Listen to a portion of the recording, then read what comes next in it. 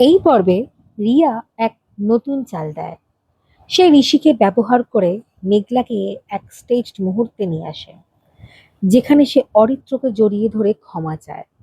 কিন্তু তার উদ্দেশ্য ক্ষমা নয়, বরং মেঘলার মনে সন্দেহের বীজ বপন করা। ঋষি দ্বিধায়, মেঘলা স্তব্ধ, আর অরিত্র বুঝতে পারে রিয়া এখনো খেলছে। হে হ্যালো বন্ধুরা, কেমন আছে সবাই? চুপচাপ ভালোবাসা সিজন 3 পর্ব 18-তে তোমাদের সবাইকে আমি অলঙ্কৃতা আরো একবার স্বাগত জানাই। শুরু করছি আজকের পর্ব। কলেজের ক্যান্টিনে রিয়া আর ঋষি পাশাপাশি বসে আছে। সে বলে, তুমি এখনো মেঘলাকে ভালোবাসো তাই না? ঋষি চুপ। রিয়া বলে, তাহলে আমার পাশে দাঁড়াও, আমি যেটা বলবো তুমি শুধু সেটাই করে যাও। যদি ওকে ফিরে পেতে চাও তাহলে আমাকে বিশ্বাস করে আবার দেখো। ঋষির মনটা আবার দ্বিধায় পড়ে যায়। মনে মনেই ভাবে, আমি কি সত্যি ওকে ফিরে পেতে চাই, না শুধু ওকে দেখে যেতে চাই? শেষে সে মাথা নাড়ে। ঠিক আছে, তুমি যেটা বলবে আমি সেটাই করব। রিয়া অরিত্রকে মেসেজ করে, can we talk alone, room number 204, it is so important. Aritra উত্তর দেয়, ওকে, আই উইল বি দেয়ার। অন্যদিকে রিয়া ঋষিকে বলে, ঠিক পৌনে 1টা মেঘলাকে নিয়ে রুম নাম্বার 204-এ চলে এসো। বলবে, তুমি যদি অরিত্র সত্যি জানতে চাও আমার সঙ্গে চলে আয়। ও আসবেই। বেশি চমকে ওঠে। তুমি কি করতে চাও বলো তো রিয়া? রিয়া শুধু হাসে। সত্যিটা এবার আমি দেখাতে চাই, কিন্তু আমার মতো করে।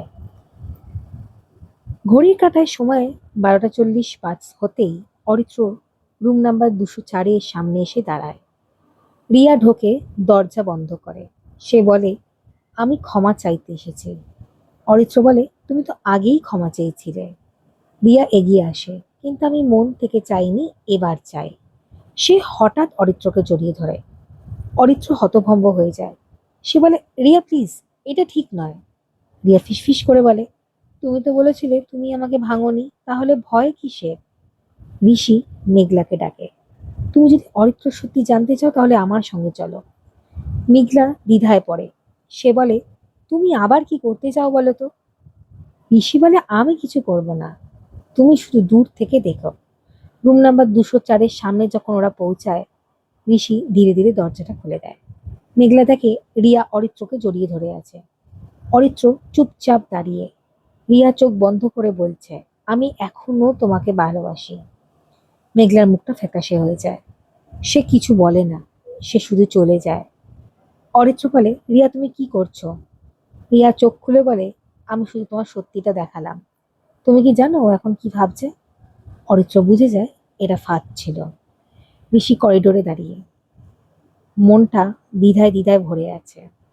সে ভাবে, আমি কি সত্যি ওকে সাহায্য করলাম, না আবার ভাঙলাম? রিয়া জানলার পাশে দাঁড়িয়ে, তার চোখে জল মুখে হাসি। সে বলে, ভালোবাসা যদি সত্যি হয় তাহলে সে ফিরে আসবে, আর যদি না আসে তাহলে আমি হারাইনি, সে হারিয়েছে। অরিত্র ছাদে একা একা দাঁড়িয়ে থাকে। কি যে হয়ে গেল নিজেই বুঝতে পারে না। আমি জানি ও দেখেছে, কিন্তু আমি জানি না ও বিশ্বাস করবে কিনা। আমি এবার ভাঙতে চাই না, কিন্তু আমি জানি ছায়া আবার ফিরে আসছে। কেমন লাগলো আজকের পর্বটা আমাদের জানাতে ভুলবেন না। আমাদের গল্পগুলোকে ভালো লাগলে প্লিজ আমাদের চ্যানেলটাকে সাবস্ক্রাইব করে রাখবেন, লাইক কমেন্ট শেয়ার করতে আমাদের পাশে থাকবেন। Thank you.